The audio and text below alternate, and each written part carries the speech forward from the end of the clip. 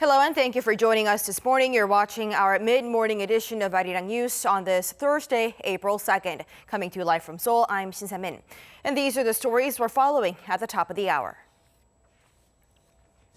The race begins for a seat in South Korea's 21st National Assembly. Official campaigning kicked off at midnight for candidates running in the April 15th general elections.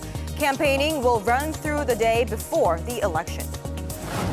Japan expands its entry ban to 73 countries and regions, including South Korea, the U.S., and China, to shield the country from imported cases of COVID-19. South Korea expresses its regret, calling for exemption for essential businesses trip. Plus, South Korea's consumer price growth remained in the 1% range in March, despite the coronavirus outbreak sharply dampening consumers' desire to dip into their pockets. Despite many cancellations over the COVID-19 pandemic, one thing that's not on hold: South Korea's general election. Candidates running for the upcoming April 15th general election had a long night as the official campaigning period began at the stroke of midnight on this Thursday. They all have compact 2 weeks to earn the vote of the people before the polls open on the 15th. Our Park Se-young tells us more.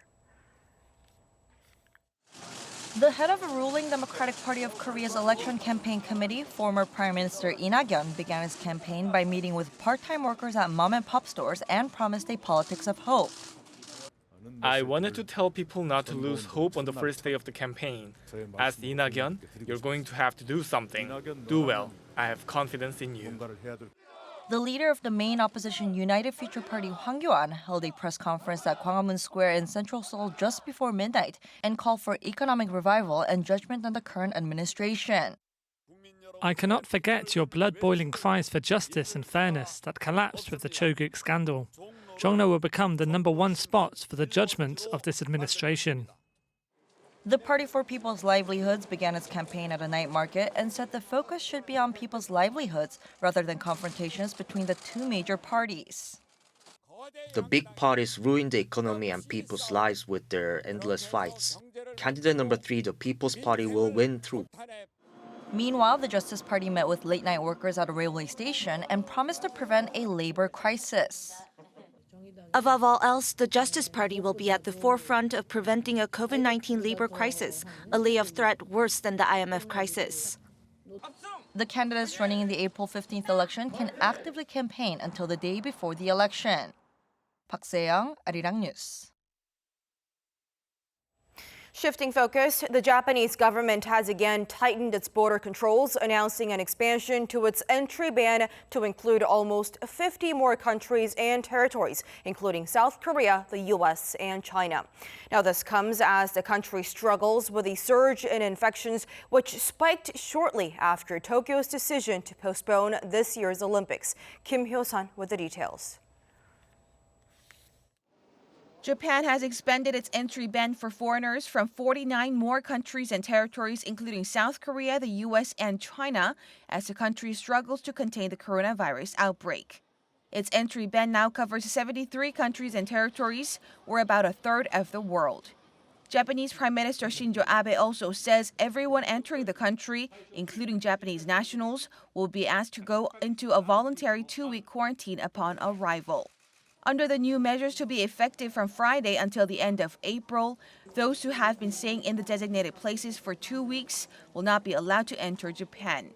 Japan had already placed an entry ban on those flying in from South Korea's southeastern city of Daegu, which reported large numbers of COVID-19 infections. Seoul's foreign ministry expressed its regret over Tokyo's latest move, adding it comes despite clear signs South Korea is showing a steady decline of newly confirmed patients on a daily basis. The U.S. also reacted immediately, with the U.S. State Department advising all its citizens in Japan to return home as quickly as possible. The U.S. Embassy in Tokyo posted a letter on Tuesday for thousands of Americans working as English teachers in Japan. It said they should take advantage of commercial flights back to the U.S. before they start to diminish. Following the decision to postpone the 2020 Tokyo Olympics for a year, Japan is witnessing a sudden surge in coronavirus infections. Over 260 confirmed cases were reported on Monday alone, bringing Japan's total to more than 3,000 so far. Against this backdrop, the Japanese Medical Association is urging the Abe administration to immediately declare a state of emergency. Kim Yo-san, Arirang News. Some 200 South Korean nationals are slated to arrive at Incheon International Airport this afternoon on a government chartered flight from Italy, getting them out of one of the most dangerous hotspots for coronavirus. Now, before boarding, passengers will undergo fever and respiratory checks. Sources say the majority of them are students in their 20s and 30s studying abroad. Now, this is the second flight arranged to bring South Korean nationals back home from the virus-stricken country this week. A total of 309 South Korean nationals arrived back home on Wednesday afternoon, and they have been moved to designated facilities for quarantine. Now, just days after soaring 500,000, the number of coronavirus cases worldwide has crossed the 932,000 mark with almost 47,000 deaths. The U.S. has the largest number of confirmed patients at over 213,000. On top of this, the U.S. Navy has confirmed a total of 1,000 crew members of the USS Theodore Roosevelt's crew have been removed from the aircraft carrier docked in Guam for coronavirus outbreak. Our Choi Jung-yoon with more. As of Thursday, the U.S. has more confirmed cases than any other country. Detecting some 20,000 cases a day, the total number of cases has surpassed the 213,000 mark. The U.S. aircraft carrier Theodore Roosevelt is stranded in Guam fighting a coronavirus outbreak. The virus has infected nearly 100 servicemen and women on the carrier as of Wednesday local time. The captain called on the U.S. Navy take immediate action to isolate the crew of the ship. The outbreak on the ship is escalating rapidly, and the Navy expects the number to rise. Approximately 1,000 of the carrier's more than 4,000 crew members have been tested for the virus. Nearly 1,000 personnel have been removed from the ship, including all of those who were tested. The ship's captain expects to evacuate an extra 1,700 crew members over the next couple of days, but emphasized that he will not remove all the sailors as they are on military duty. All of the sailors removed from the carrier will be quarantined in individual hotel rooms in Guam. In Europe, France is having a hard time testing patients with symptoms due to a lack of test kits. Tests are done selectively on medical staff and those in critical condition. The French government says there is a limit of 12,000 tests a day. As of Thursday, the total number of COVID-19 cases in France has risen to more than 57,000. Italy saw fewer coronavirus deaths on Wednesday, but the number of new cases continues to grow. The death toll in Italy climbed by 727 to more than 13,000 on Wednesday, a significantly smaller increase than that seen on Tuesday and the lowest daily tally since March 26th. However, the number of new cases rose more sharply than a day earlier, growing by 4,782, bringing the total infections to some 110,000 cases. Given the severity of the situation, Italy has extended its stringent containment measures for another 2 weeks. Choi Jung-yoon, Arirang News. While people around the world are debating whether or not to wear face masks to protect themselves from the ongoing COVID-19, the World Health Organization claims healthy people do not need to wear face masks just yet. At a media briefing in Geneva on Wednesday, WHO Director General warned that there's still much to learn about the pandemic, meaning guidelines and recommendations can evolve. He emphasized that wearing face masks is effective only when used in conjunction with other protective measures. The WHO says it's continuing to evaluate the potential use of masks more broadly to control the transmission at the community level. North Korea has reported no confirmed coronavirus cases, but the general consensus is that the regime is fudging the numbers as the virus has popped up almost everywhere else around the world. As a result, organizations around the world are looking to lend North a helping hand. Doctors Without Borders says a cargo ship packed with medical supplies like face masks, gloves, goggles, and antibiotics has arrived in North Korea. The organization was given the green light by the UN Security Council as it made a sanctions exemption for the shipment. In late March, UNICEF confirmed its shipment of medical supplies that it was delivered last week through the North Korea-China border of Tandong. The use of COVID-19 testing booths is on the rise here in South Korea, providing citizens quick testing, all without the need for medical personnel to wear the highest level protective gear. Now, officials are saying the latest testing method will be utilized even more here in the nation to ease the burden on exhausted medical staff. Our Lee Seung-jae reports. This person is getting ready to be tested for COVID-19. Following the instructions of medical staff in the booth, the person hands over the cotton swab and the collection of samples begins. In less than a minute, the whole process is complete. The booth provides a safe area for medical staff since no outside air can enter. After disinfecting the gloves, the testing booth can be used again in a matter of minutes. The testing was devised by An Hyun, a medical officer at the Namgu Public Health Center in Busan, who tests for the daily virus on a daily basis. If you keep testing while wearing protective gear, you run the risk of exhaustion or making mistakes. So I divide the booth to help out. The booths can be maintained in a positive pressure as well as in a negative pressure state, meaning they can be used anywhere, whether it be indoors or outdoors.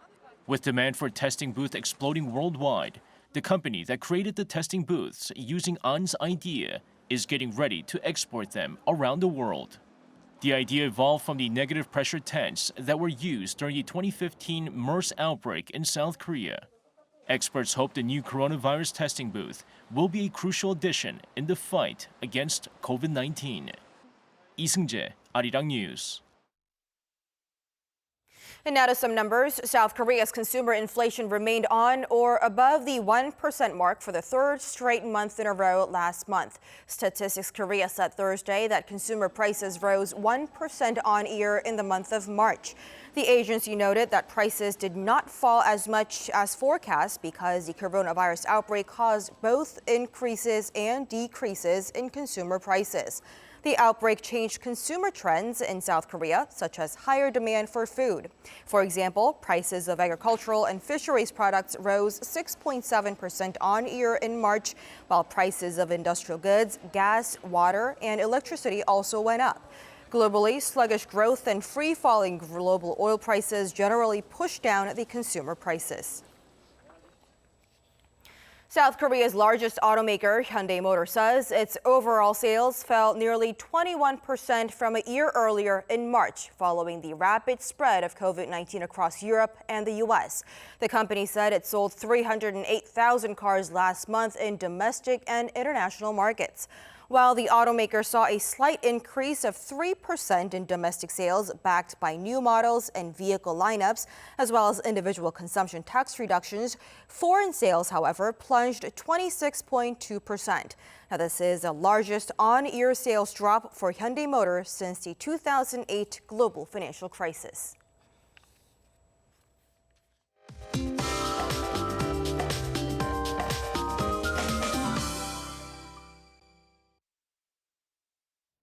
Good morning. The season's first dry weather warning has been issued for Seoul and parts of Gyeonggi-do province since yesterday afternoon, as humidity levels are only half of what we would normally see at this time of year. So there is a great risk of forest fires as dry conditions are set to continue. So let's all be extra careful when handling fire. Also this Sunday, which is Arbor Day, we're looking at a brief spring chill to arrive at a low of just 2 degrees Celsius here in the capital. Temperature-wise, most parts had a far chillier morning today, but highs will rise rapidly along with bright skies. So there is another temperature gap between highs and lows. This afternoon, highs will be slightly cooler, but still a couple notches above the season norms. And we'll see mostly sunny skies and good air quality nationwide today. That's Korea for you, and here's the international weather for viewers around the globe.